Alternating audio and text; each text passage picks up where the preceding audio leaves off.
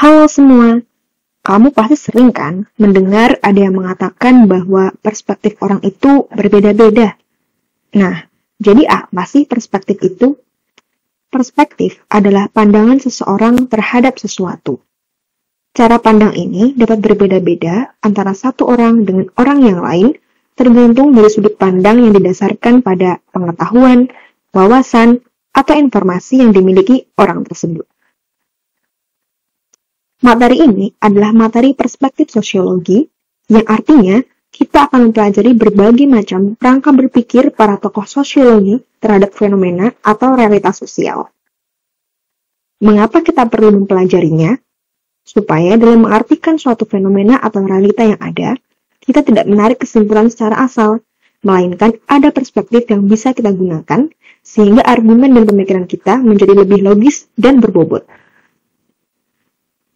Dalam video ini, kita akan mempelajari 3 perspektif sosiologi dari 3 tokoh besar sosiologi, yaitu Karl Marx dengan perspektif konflik, Emil Durkheim dengan perspektif fungsional struktural, dan Max Weber dengan perspektif interaksionisme simbolik. Yang pertama, perspektif konflik dari Karl Marx.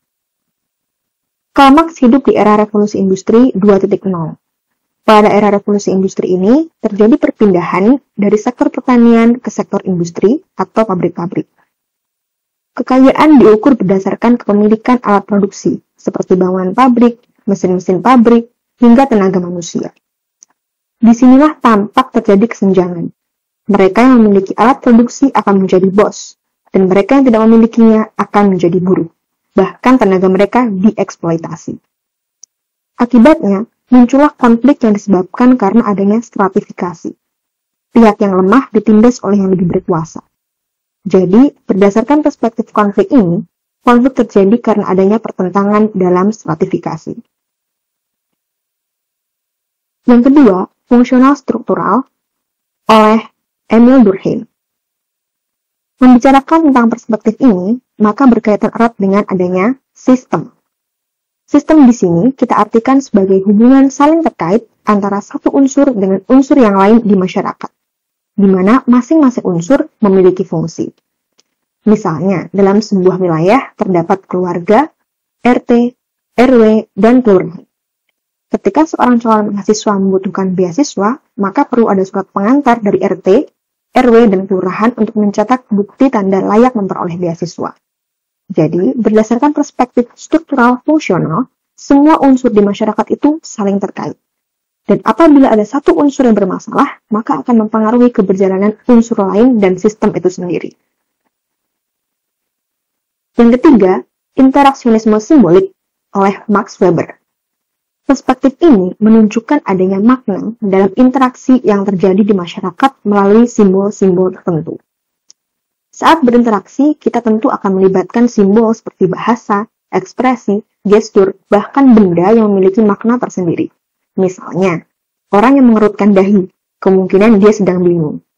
Rambu-rambu lalu lintas di mana terdapat huruf P dicoret berarti dilarang parkir.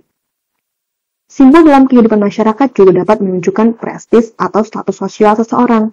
Misalnya, orang berpenghasilan tinggi memiliki mobil seharga 500 juta ke atas. Sedangkan orang berpenghasilan menengah memiliki mobil dengan harga di bawah 500 juta. Akan tetapi, bisa jadi orang berpenghasilan tinggi pun membeli mobil dengan harga di bawah 500 juta. Sebab baginya yang penting sesuai dengan kebutuhan. Jadi, perspektif interaksionisme simbolik ini melihat bagaimana simbol-simbol yang ada di masyarakat memiliki makna bagi pengguna simbol itu sendiri dan bagi orang di sekitarnya. Oke, itu tadi adalah penjelasan singkat terkait materi perspektif sosiologi. Semoga bermanfaat. Terima kasih.